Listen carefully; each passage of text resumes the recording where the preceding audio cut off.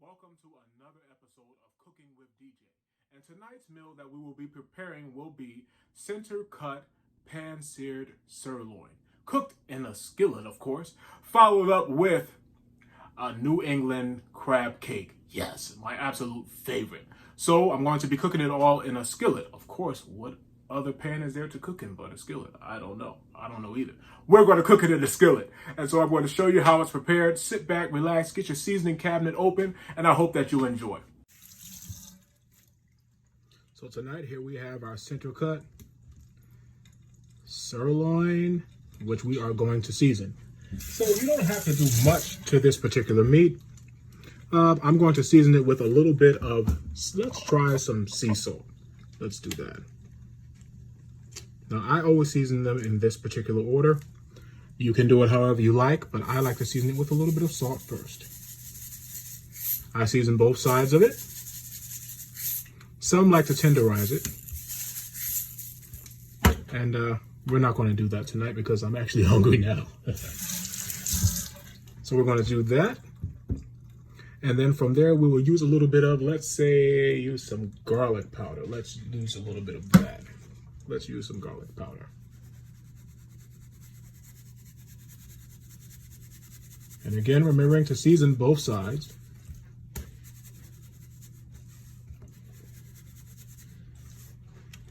Okay. And you season it to your taste. As aforestated, I normally don't measure these things out, but I pretty much know how I like for it to taste. From then on, I'll add a little bit of ground black pepper. Just a little bit. No one likes a really spicy steak, or maybe you do. That is totally your call.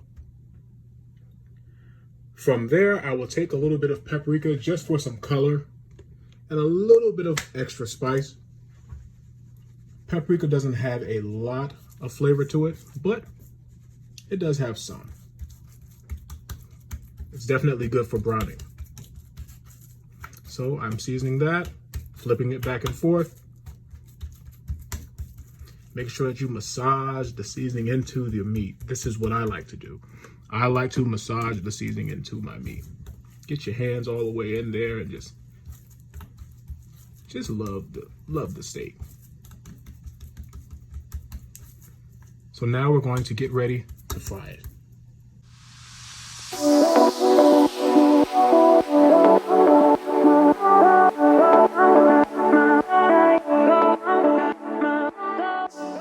So we've pan-seared our steak. It looks beautiful.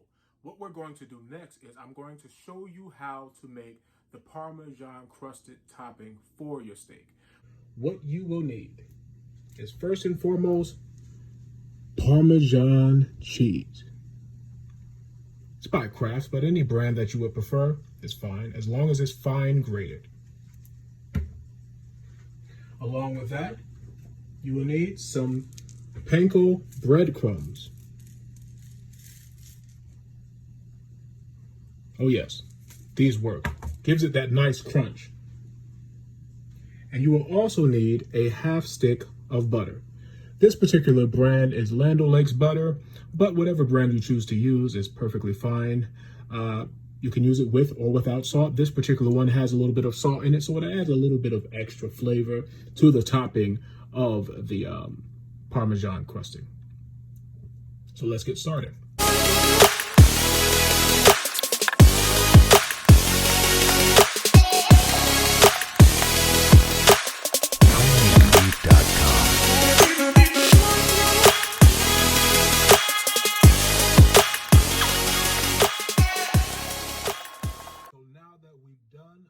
Parmesan crusted topping, and we've already pan-seared our sirloin in the skillet. Now what we're going to do is make dreams come true. Yes. So what we're going to do is take a spoon of this goodness right here. That's what I like to call it, goodness. You're going to take that, put that on top. Oh, can't you hear it singing to you? This is going to be the topping. I like a little extra on mine, but you can put as much or as little as you like on top of yours. I like for mine to be nice, cheesy, and gooey with all that butter and flavor on top of it. So that way you can hear the hallelujah chorus when you eat it.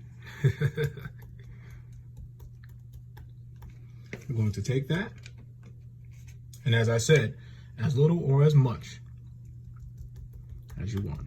Of course, you can see that I like much on mine. I love cheese. I'm a cheese lover. If you didn't know, now you know. We'll take that and we're going to sprinkle a little bit of parsley on top of there.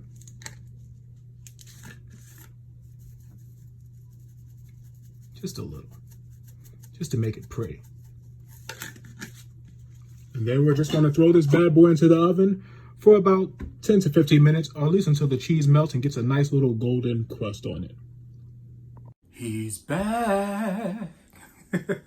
So hey guys, so we've already done our Parmesan crusted sirloin, which is in the oven right now. We're going to bake that for about at least 10 minutes, at least until it gets a little golden brown. Now we're going to work on our New England crab cake. This you're going to love. So we're having like a surf and turf theme, you know, a land and sea. You know, we're doing that type of thing, whatever you like to call it, surf and turf, land and sea. That's what we're doing. And so sit right there and I'll show you how to do it. And so we're back. So these are some of the ingredients that you will need for your New England crab cake. I have some Hellmann's mayonnaise. It has to be Hellmann's for me. I swear by Hellmann's. I use no other mayonnaise. I don't even like Miracle Whip with the crab cake. To me, it doesn't taste right, but that's what I like. We have lump crab meat, some sweet relish, panko breadcrumbs, some Old Bay, ground black pepper, 1 egg, some parsley. And this is the one that is the kicker for me. I've never been able to pronunciate this too well, but it's Worcestershire or Worcestershire or Worcester, whatever it is. We have that. That is going in there too.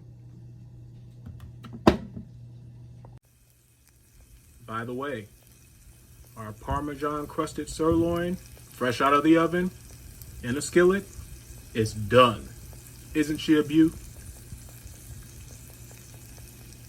Would you look at that? Anyway, back to the New England crab cake.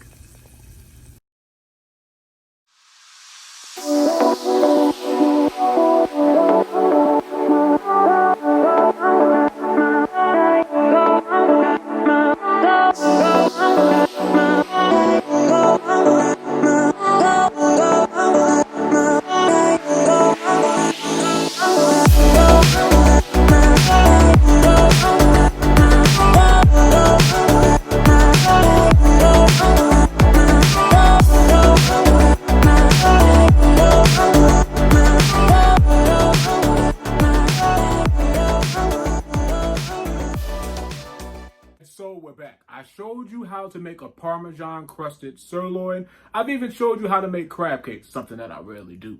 And so now I'm going to show you that I'm going to fry these bad babies up, and they are going to be delicious. I promise you, you're going to love it. Sit back and watch.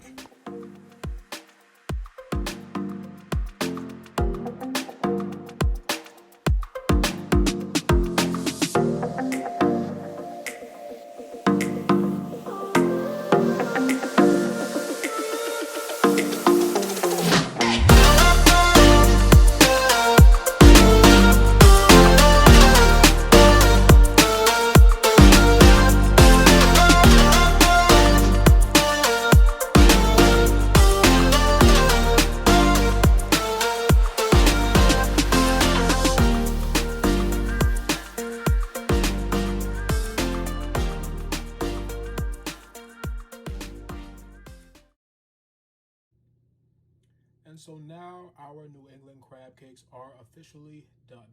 I just sat them on top of a little bit of paper towel to kind of drain some of that grease off. No one wants to bite into a greasy crab cake. You don't want to taste greased. And what I fried them in was a little bit of olive oil, just enough to coat the pan, not to drench them or soak them. And so now I'm going to plate them up along with our Parmesan crusted sirloin. And we'll show you how land and sea is done together.